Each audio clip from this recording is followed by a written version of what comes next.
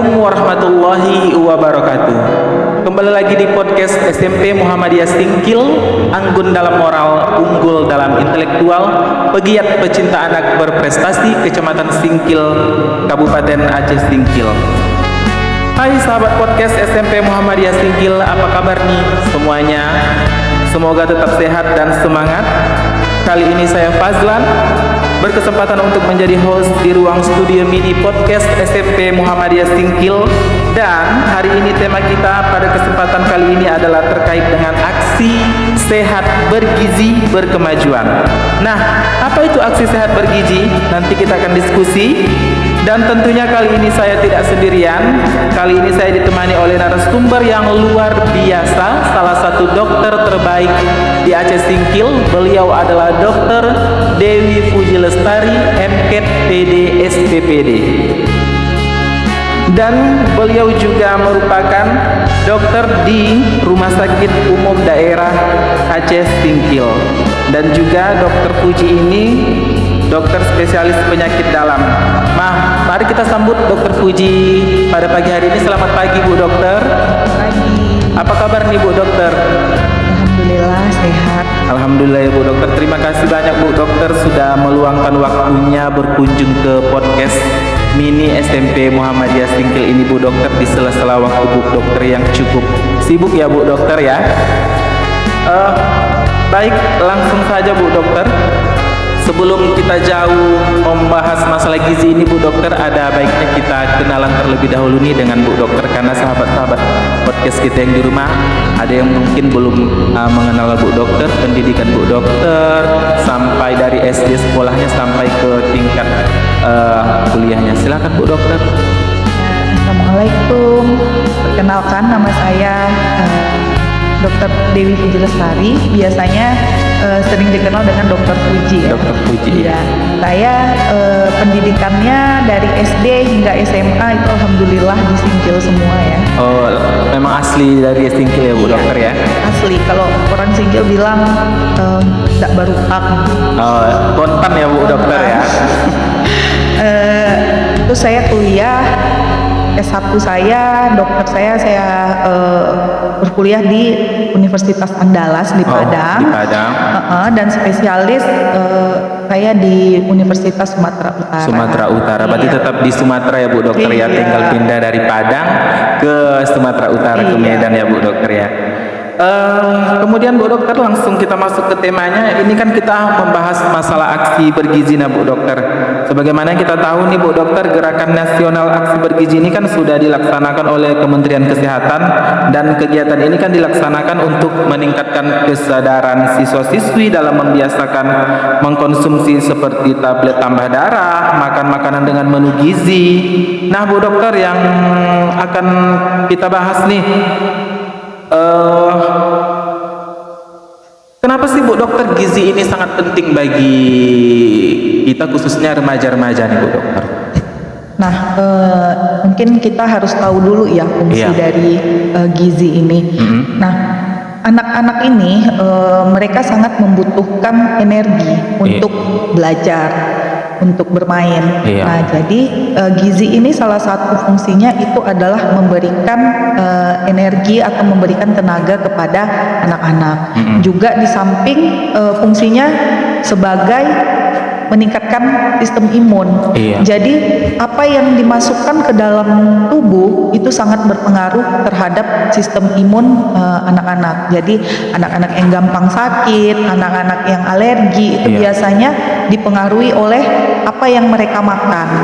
Jadi makanya kita sangat penting untuk mempelajari dan bagaimana memberikan anak-anak ini makanan yang baik. Yang baik ya Bu Dokter, khususnya remaja-remaja kita ini kan, remaja sekolah ini kan sangat harus fungsi gizinya itu harus terpenuhi ya Bu Dokter ya. Makanya kadang ada yang dari bayi ini gizinya kurang, makanya itu yang menyebabkan seperti stunting gitu Bu Dokter ya. Betul sekali. Nah, kalau masalah gizi ini ya Bu Dokter, makanan-makanan yang dikategorikan sehat dan bergizi itu seperti apa tuh Bu Dokter? Nah, jadi kalau dari istilah definisi, makanan Iya. sehat itu adalah makanan yang bebas dari zat berbahaya. Apa Oke. aja itu? Seperti pemanis buatan, pewarna buatan, bahkan zat pengawet. Jadi 3 hal penting itu harus diperhatikan untuk makanan yang sehat. Iya. Nah, sementara makanan yang bergizi itu apa yang terkandung di dalamnya, seperti ada protein, karbohidrat, vitamin serta mineral. Nah, nanti komponen-komponen gizi inilah yang bakal membuat tubuh kita sehat dan juga bisa meningkatkan sistem imun di tubuh kita ya. Makanya makanan-makanan ini kan kadang kalau kita di sekolah nih khususnya Bu Dokter ya, yang kan memang seharusnya kantin itu harus kantin yang memang kantin sehat ya Bu Dokter ya. Cuman kan kalau kita ketahui ya di beberapa kantin, mungkin ada di beberapa sekolah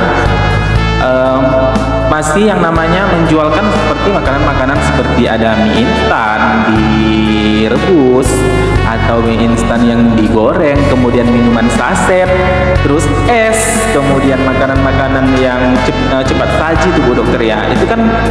Itu sebenarnya dikatakan makanan sehat atau bagaimana sih Bu Dokter? Kalau yang Bapak sebutin tadi Iya. itu sebenarnya unhealthy food namanya, atau makanan yang tidak dianjurkan untuk dikonsumsi anak-anak. Iya. Nah, sekarang WHO itu membatasi jumlah gula, garam maupun lemak untuk anak-anak.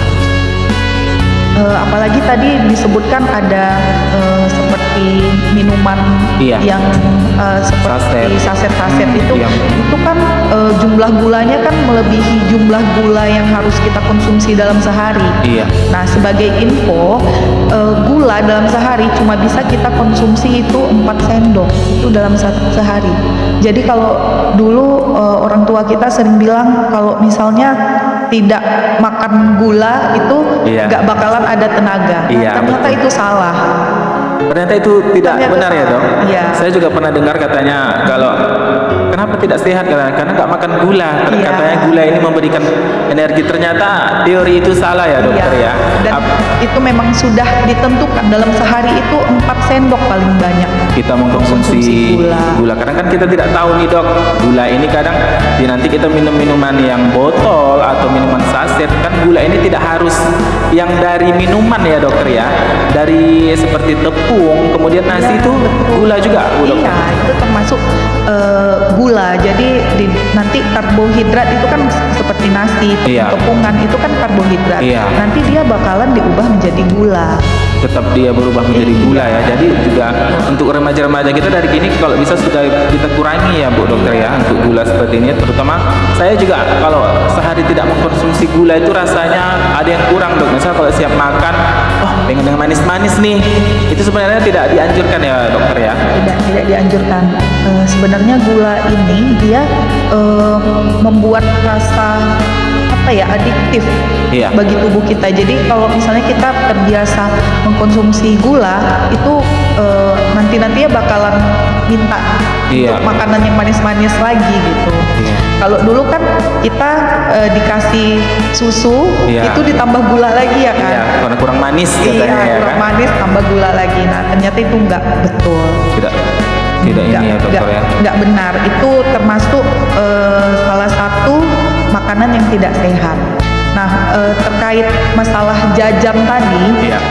ada 3 komponen yang harus kita perhatikan. Mungkin nanti sekolah juga bisa Iya. memperhatikan untuk kantinnya. Iya, benar, Nah, betul. yang pertama itu kantin itu wajib bersih. Dan Bersih. makanannya juga wajib bersih. Gimana cara penyajiannya? Iya. Maksudnya kan kalau zaman kita dulu kan makanan itu gorengan Iya. diletakkan di satu wadah, nggak peduli ada debu atau Iya. ada bakteri yang diterbangkan Ada oleh angin itu lalat ya, Dok, ya? itu nggak dipedulikan. Jadi Iya. dia terletak di situ aja gitu. Iya. Nah, ternyata itu nggak boleh. Jadi kalau misalnya makanan seperti gorengan atau roti, nah Iya. itu harus dibungkus pakai wadah yang bersih. Dan kalau bisa pun kalau masih panas itu jangan dibungkus menggunakan plastik gitu. Ini kan juga jadi pelajaran untuk kantin kami juga ya Bu Dokter ya, Iya. bahwasanya kalau misalnya seperti gorengan atau kue-kuean yang memang yang diperjualkan itu harus wadah atasnya itu harus tertutup ya Bu Iya. Dokter, karena kan banyak di beberapa kantin mungkin ya sudah terbuka begitu saja ya Bu Dokter ya. Kemudian ini jajan yang sehat, yang dikatakan jajan sehat tadi yang seperti dokter bilang tadi kan yang yang ringan, terhindar dari gula gitu. Jadi yang sebaiknya untuk remaja yang di kantin sekolah nih Bu Dokter, sebaiknya yang kita jualkan nih jenis makanannya seperti apa nih Bu Dokter? Nah sebenarnya gimana ya, kita nggak bisa juga mengajari, tapi kalau bisa kita ingatkan lagi sama petugas kantinnya. Iya. Nah tadi kan ada 3 hal yang dilihat. Tadi kebersihan sudah, keamanan sudah. Nah yang terakhir itu memang gizi seperti yang Bapak tanyakan. Iya. Nah kalau gizi itu seperti yang saya bilang tadi kan harus ada proteinnya, karbohidratnya, vitamin, mineral. Nah jadi maksudnya kalau kita kan kalau sudah makan nasi nanti tambah Indomie, kan itu kan nggak ada proteinnya, nggak ada proteinnya sama sekali. Jadi mungkin jenis makanannya yang harus diperhatikan. Kalau misalnya pun menjual Indomie itu sebenarnya tidak apa-apa, cuma jangan dikonsumsi setiap hari. Dan kalau bisa Indomie itu buatlah ada telurnya gitu, biar ada proteinnya. Lengkap ada proteinnya ya. Iya. Karena kan kita kebiasaan nih Dok, kalau misalnya makan Indomie harus pakai nasi. Iya harus pakai nasi. Kalau nggak pakai nasi, kalau nggak pakai nasi nggak enak. Makanya kalau kita makan Indomie nggak pakai nasi, kayaknya Indomie itu sudah menjadi temannya nasi. Jadi kalau makan Indomie harus ada nasinya ya Bu Dokter ya kan. Dan itu hal yang harus kita ubah. Iya betul, karena kan kita kalau di kantin sekolah ini kan tidak bisa, hari ini misalnya petugas kantin jualannya harus yang bergizi ya, jangan ada yang menjual gorengan, jangan ada yang menjual mie instan, itu kan tidak juga bisa kita terapkan atau kita ini kan. Jadi tergantung dari seperti remaja-remaja kita yang harus mengontrol bahwasanya kalau mengkonsumsi Indomie itu tidak boleh setiap hari, harus diimbangi. Kalau mengkonsumsi Indomie kalau bisa minumnya jangan dulu yang manis ya Bu Dokter ya kan, karena kan anak-anak ini kan suka sekali dengan makanan-makanan manis Bu Dokter, karena kalau masih muda oke lah masih ini ya kan, nanti kan dampaknya kan ke depannya ya Bu Dokter ya. Itu dia, mungkin kan anak-anak ini dari rumah sudah dari kecil itu yang dikasih itu bukan susu tetapi kental manis. Kental manis itu kan gula pemanis, bukan termasuk susu gitu. Makanya ada perasaan yang pengen terus makan yang manis. Makan yang manis ini ya Bu Dokter ya. Berarti itu dia tadi untuk pemilihan jenis sekolah tadi harus 3 yang kita penuhi ya Bu Dokter ya. Tadi ada dari keamanannya, dari nilai gizinya, kemudian dari kebersihannya ya Bu Dokter ya. Kalau masalah stunting nih, saya mau bertanya sedikit masalah stunting nih Bu Dokter. Ini biasanya stunting ini awalnya dari kita kecil, gizi dari ibu hamil, atau setelah kita lahir gitu Bu Dokter? Kalau misalnya masalah stunting, sebenarnya ini bukan ini saya ya, tapi maksudnya tapi sedikit biar sedikit saya bagikan masalah stunting. Boleh, terima kasih. Nah, sebenarnya masalah stunting ini memang dia dari dalam kandungan. Sebenarnya gizi yang dipenuhi dari dalam kandungan. Nah, gitu juga bisa aja dia pas waktu lahir bagus gizinya, tiba-tiba pertumbuhannya menurun. Nah, mungkin yang perlu diperhatikan di sini adalah gizi proteinnya. Jadi kalau mau adik-adik ini mau tinggi nantinya, kan ini kan masih ada nih pertumbuhan tulangnya masih ada, pertumbuhan ototnya masih ada.